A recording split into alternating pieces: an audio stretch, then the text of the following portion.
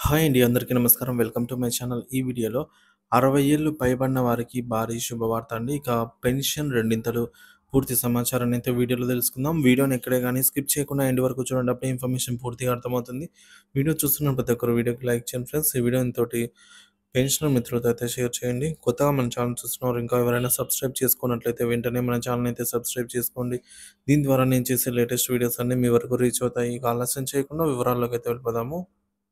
So friends, ఇక విషయానికొచ్చినట్లయితే కేంద్ర ప్రభుత్వం తన వార్షిక బడ్జెట్ ప్రకటించడానికి ఇంకా వారం రోజులు మాత్రమే మిగిలి ఉన్న సంగతి తెలిసిందే.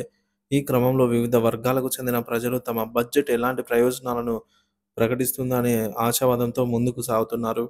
ఈ క్రమంలోనే పెన్షనర్లకు పెద్ద శుభవార్త రాబోతుందని అయితే తెలుస్తోంది.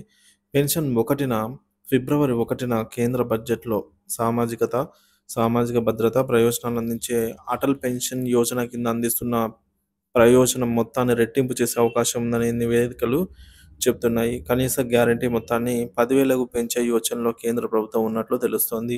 ప్రస్తుత పెన్షన్ మొత్తం రూ. 1,000 నుంచి 5,000 వరకు అందించబడుతున్న సంగతి తెలిసిందే. కేంద్రం ఈ మొత్తాన్ని పెంచటం వల్ల బలహీన వర్గాల ఆర్థిక స్థితి మెరుగవుతుంది.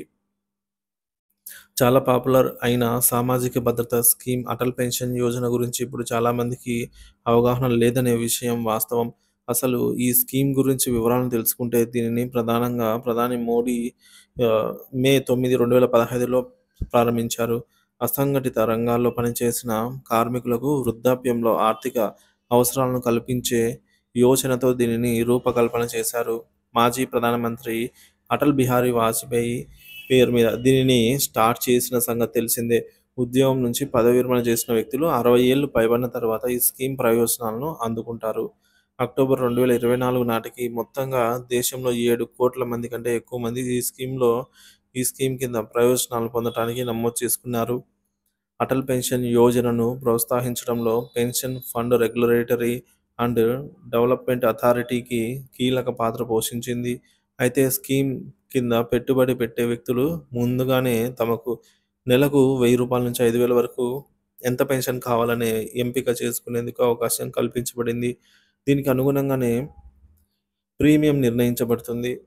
ఇక వివరాల్లోకి వెళ్తే నెలకు రూ. 1,000 పెన్షన్ రావాలనుకునే 18 వ్యక్తి నెలకు రూ. 42 చెల్లించాల్సి ఉంటుంది. సో, అలాగే నెలకు 5,000 పెన్షన్ రావాలనుకునేవారు 40 ఏళ్ల వ్యక్తి నెలకు గరిష్టంగా రూ. 1,451 పెట్టుబడిగా పెట్టాల్సి ఉంటుంది. పెన్షనర్ మరణించిన సందర్భంలో వారి జీవిత భాగస్వామి జీవితాంతం ఈ పెన్షన్ పొందవచ్చు. ఇద్దరూ మరణించిన సమయంలో మాత్రం మొత్తం వడ్డీ ఆదాయం నామినీకి అయితే ఆమోదించబడుతుంది.